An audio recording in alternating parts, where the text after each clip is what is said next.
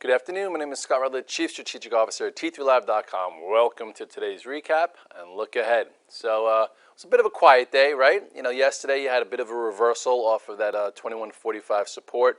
Good day around the board. Today, in the morning, futures were up or down a little bit, had a bit of a push, and then pretty much was fading and fading and fading, all the way into lunchtime. All I know is when I left at lunchtime, I'm like, you know what, I'm pretty light.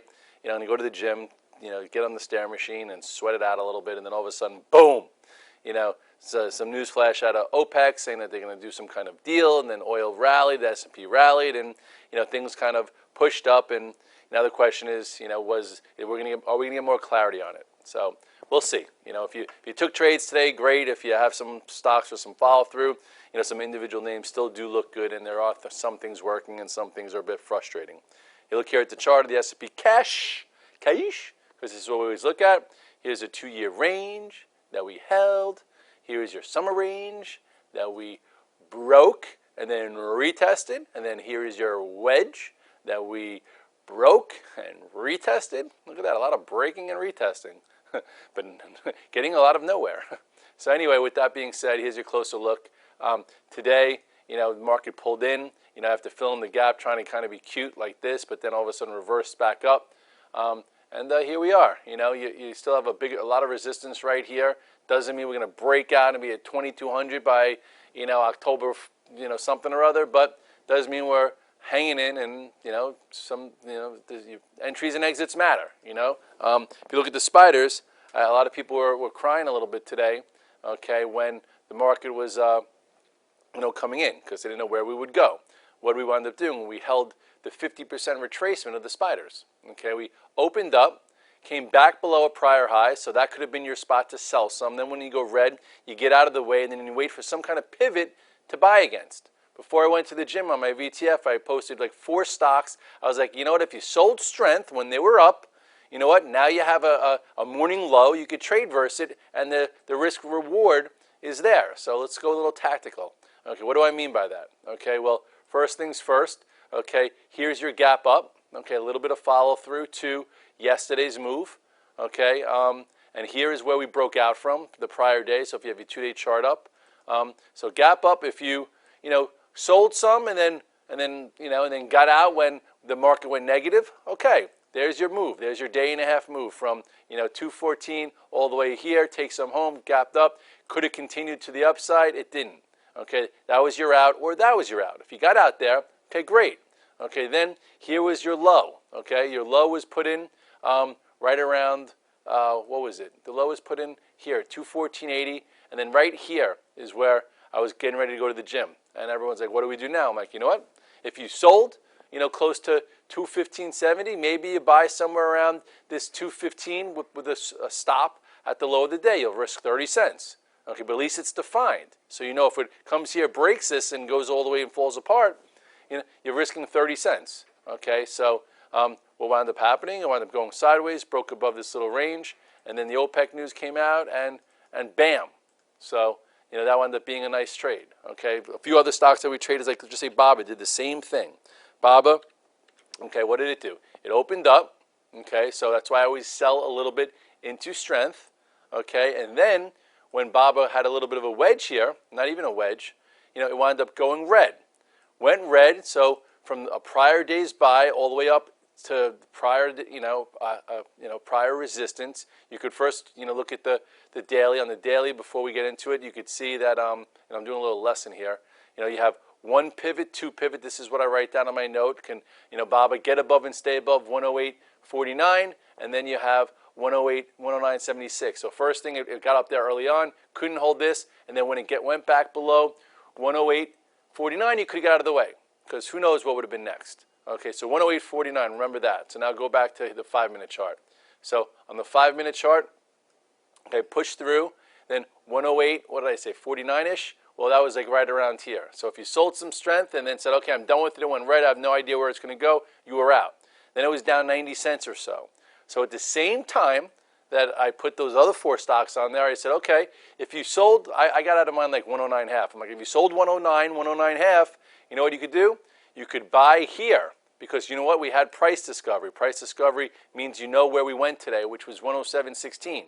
So you could be a buyer here at 107.80, risking 70 cents because you had great prices, you already got out, and then see what happens next. And it'll end up going back up to 108.49, a decent trade. So that's why I say you sell some strength, it goes red, you can get out, then you wait for some kind of pivot, comes off the pivot, you buy it here versus there, and if it would have went through it, you would have been out. But you knew what you were risking versus, sitting in it and sitting in it and sitting in it, and then all of a sudden turning a great trade from yesterday into, oh my God, I have no idea what's going to happen. Same thing happened with Apple, but Apple actually made a new low, and I got stopped out. So Apple, didn't do it by much. Okay, it was a big gap up. It was nice. Okay, I actually bought more here, sold some, and then right into this spot. Okay, some people reduced, and then right here, I think somewhere around here, this is where I got out of my Apple. So I got out, and then I'm like, okay, same time everyone did this. This was the strongest stock. It shouldn't get below the gap. So right here, I believe I bought. I bought back because I was like, I sold some above 114.40. Let me buy back some here. It's been a strong stock. It's now at 113.80. I know my stop. My stop will be 113.55. Bought here, go to the gym, and I got stopped out. It was the only thing that made a new low. Look at that. A new low at 12.30. Did the spiders make a new low at 12.30? No, it made the low here below 12. So why did Apple make a new low at 12.30 when the spiders were here? You know what? Sometimes relative strength or weakness just changes. But anyway, that got me out of Apple because, it showed some relative weakness. It made a new low while the spiders didn't. And I was, and I wasn't on my seat. Last time I put a stop in at the low of the day, it saved my butt on that Friday when I was traveling to DC, and it wound up going down $2. And then it came back up. So, it didn't work there. And it also worked on, I think, Google. Oh, Google I actually bought back. Google, was showing a little relative strength, after the downgrade. Chart is getting tight again, but before I get to that, you go like this, it's getting, tight in this wedge, held above the 2-day area. For day trading tactics, this is like my recap tactical video for you guys.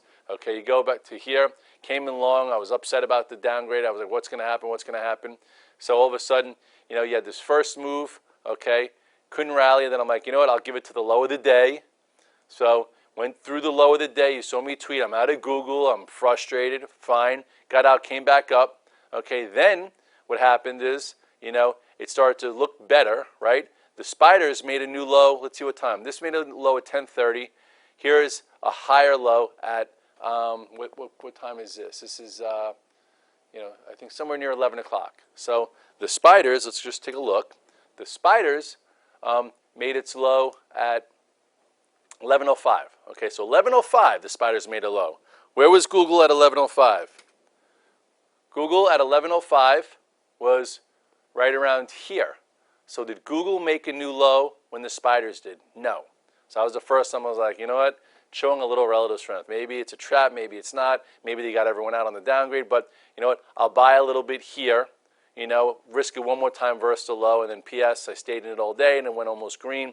But that just shows you how you could see a little divergence, and the divergence was that Google made its low before 10:30, then it came off it, and then when the spiders made a low at 11 o'clock, there was no sellers there. You could have bought here versus that, and then added here or added there, or whatever you wanted to do. But all in all, downgrade is out of the way. We'll see what happens tomorrow. Just, it's still choppy, but at some point I think it could get going, and we shall see. So, there was your, 3 little day trading tactical, ways to get in and get out of shares. I'm not going to get into what time do I have here. That's 4:16, a lot more. All in all, we'll see what happens with oil. Let me show you the XLE. The XLE had a very potent upside day. It now reclaimed all the moving averages. I don't care if you think that it's baloney, there's no deal, et cetera, et cetera. One of my rules is you never short into an igniting bar. Because an igniting bar that engulfs a range, someone thinks it's real, and some shorts got covered, so we'll see if it continues. I would say the good book would say be long some, but you obviously have a headline risk if today was not a real trade, not a real thing. But I wouldn't have just went home short saying, okay, I don't think they made a deal. I think that they're not going to cut as much, because you never know. All you know is that this wide range bar, shows more power than the last month. So so we'll see if it's back in the game. How do you know it's back in the game? You need to see commitment to a move like that. So all of a sudden, if they announce something and it holds a top area, maybe, it's in the game for more, but usually you should get a little follow through. So that's that. Tomorrow's Thursday. I'll have a nice long morning call with a lot of different strategies on there. If you held some of your positions. Oh, you know what? Let me just go into some new issues real quick. Real quick, LN. I sold it today. Nice way to maneuver. Also, show you how like exits and entries and exits matter. Last Thursday I bought a little bit. Friday I added. Why did I add? Because I took out this pivot. Here the Nikkei was down a lot. Didn't go down. I stayed with it.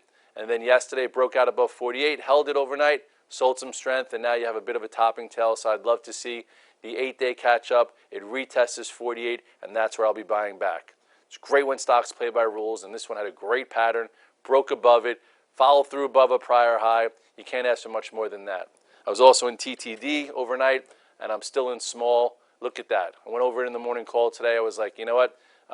There was demand the first few days. Let's see if it could break above this spot. Here's pivot 1 to buy, pivot 2 to buy, and there's where it closed. So we'll see if we get some follow through tomorrow. Nice close. These new issues are where the action is. That's why I have 7 of them on my note.